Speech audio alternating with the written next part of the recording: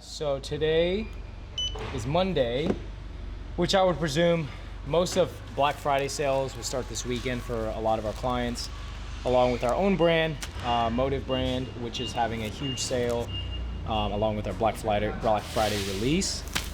And right now, 2 pallets have kind of come in to start scanning inventory so that, we're prepared for Saturday, because there is a huge influx of orders we're expecting this week for everybody combined.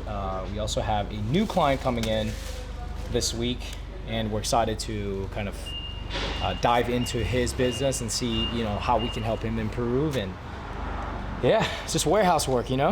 So I am reassigning bin locations, so I'm clearing out this whole space for our new products, because you want to have your quick moving products in the front when you're running. Makes it quicker. So just going through, removing these, gonna assign them to some bins in the back, and yeah, get this all set up ready for the weekend.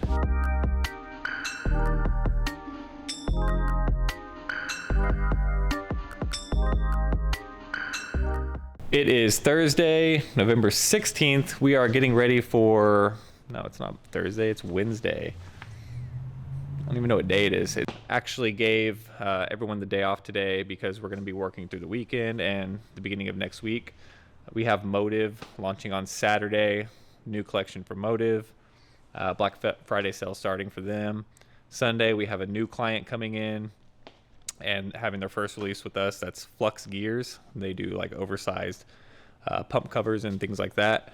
And then on Monday, Everford is starting their Black Friday. So huge uptick and spike in orders this weekend, and we got a lot going on. As we're preparing for Black Friday, we are kind of adding on as we need, which when I say adding on, I mean adding on picking bins. So this is some new picking bins we just added for Modiv. Since we have a new release from Modiv, we are completely out of space. So all these black bins are completely full with Modiv, Zephyr, Everford, and Flux Gears. So since we added the new locations for Modiv, we need to assign each specific bin a location, print a barcode for it, and then put that on the bin, and then assign the item that is in that bin to that location.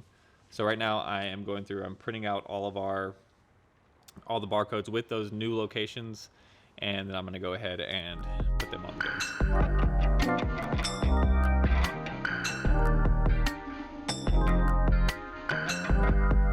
What I'm showing you guys right now is really, startup, right? So we're still adding bins, we're still building things, we're still building out our systems, we're still building out our locations. So a lot of it is, grunt work right now, and just kind of like the little nitty gritty of the things you need to do, or we need to do, to be organized and for our systems to work properly.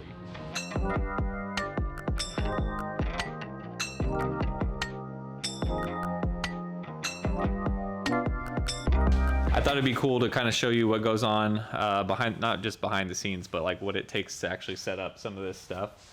Of course, it's a lot more than just printing out a barcode and sticking it on a bin. You got to assign it. You have to actually create the location. You have to decide how you want to lay out your warehouse. You have to decide what you want to name your locations, how you want the location organization to look like, and then you have to assign the product. So the way we lay it out is it goes aisle, section, location, and then bin number. So right now we are in aisle 00. I had to do 00 because obviously we already had aisle 1, 2, 3, and 4 set up in our temporary space, and we added this little extra section. So I'm calling this one section 0. Everything is alphanumerical. So section 00 will end up being populated first when we're running orders. One thing I really like about our system is the put away process. So right now I'm going to go through and assign every single one of these products to its specific location. Got my handy little finger scanner here. I'll show you guys a little bit more of that later on one day. So scan that at them, pulls up, scan, So I've scanned every single item here to tell the system these are the items that I want to assign a location. So now I'll go back and scan it again. So that item, scanning that item, and then now I'm scanning the location it's in. And then it's asking me, is this the item? How many of this item?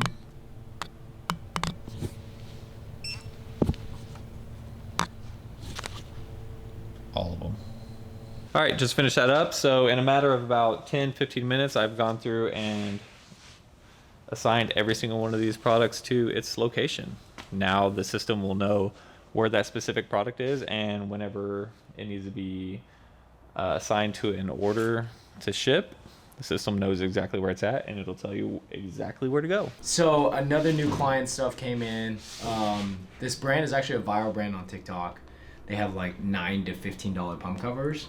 Yeah. And this is like his third drop where he's releasing like sweatsuits and everything. And I think like since the beginning we chatted with him, he's had this manufacturer issue. So everything finally arrived today, set to drop in 2 days, which is crazy because we're about to scramble to count this inventory.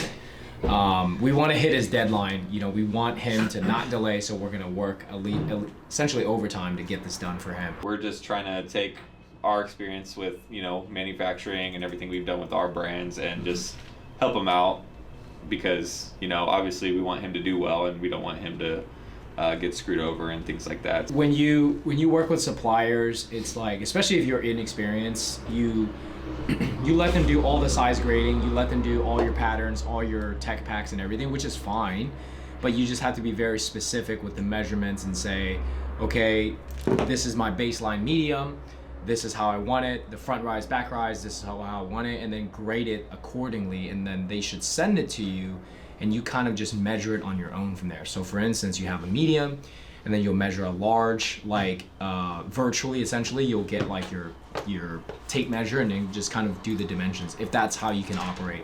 We recommend China over everybody. When it comes to products like this, especially cotton, polyesters, nylons, like China is literally so amazing for knitwear.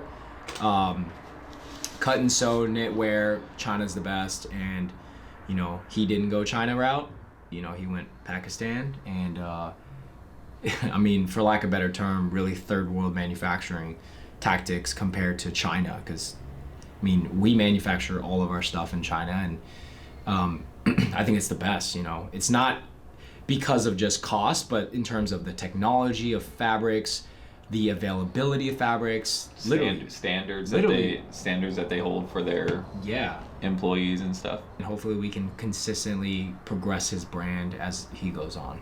Yeah, next step will be teaching him how to create SKUs and barcodes for his products. We're going to go through, luckily we have the capability to print barcodes, so we're going to print barcodes, we're going to barcode every single individual piece that he has. That way, you know, when we're running orders, we're scanning and, you know, we're not making any mistakes by just kind of guessing what's what, or, you know, things like that. So what you doing, bro? Trying to organize all this new product that's coming in, you know. Not bad, but you know, it needs to be organized. That was a natural. I know, dude. He's just like, dude. Camera turned on, he just like flipped the switch. You guys can start a clothing brand on a budget. It just depends what your budget is and where you'd like to go. Now, obviously, as you scale, you'll have a lot more detailed accessories, personalized, so it looks a lot more established. So that's the key, right? And you know, our goal with every brand that we work with, you know, whether it's 4 years into the business, 4 months into the business, whether the owner is brand new into the business or really well established, we want to kind of cater it all. And with this shipment that just arrived today, we have a packing list that isn't corresponding to what the owner kind of knows. We've been through this, you know, it's okay. We'll kind of help you diffuse the situation, and we'll figure out in the best way possible.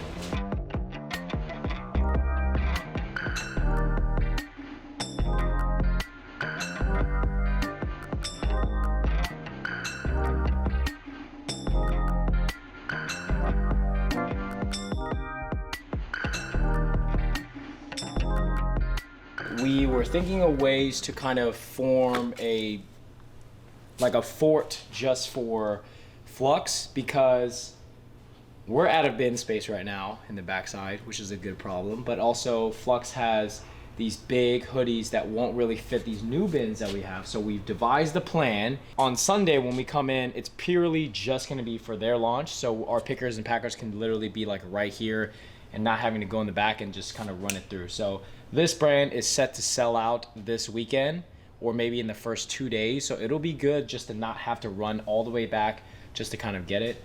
Because I think they only have about 45 SKUs tops. So we're trying to improvise and think of like ways to make it more efficient and fast.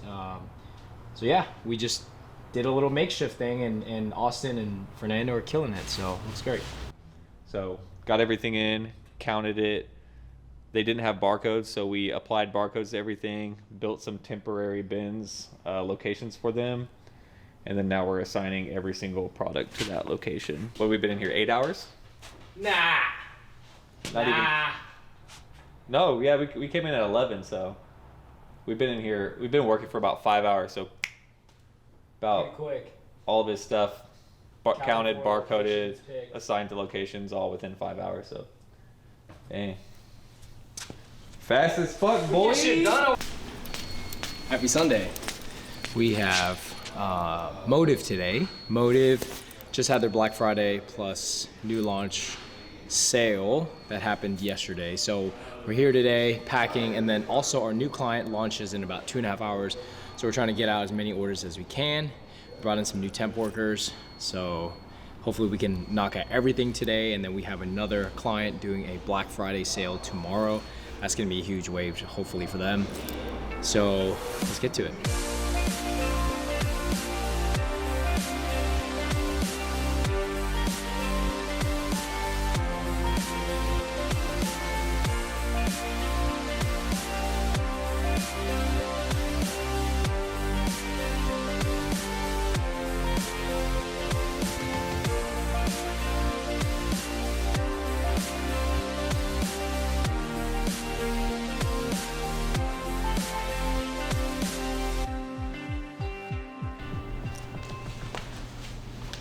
Nine hours today.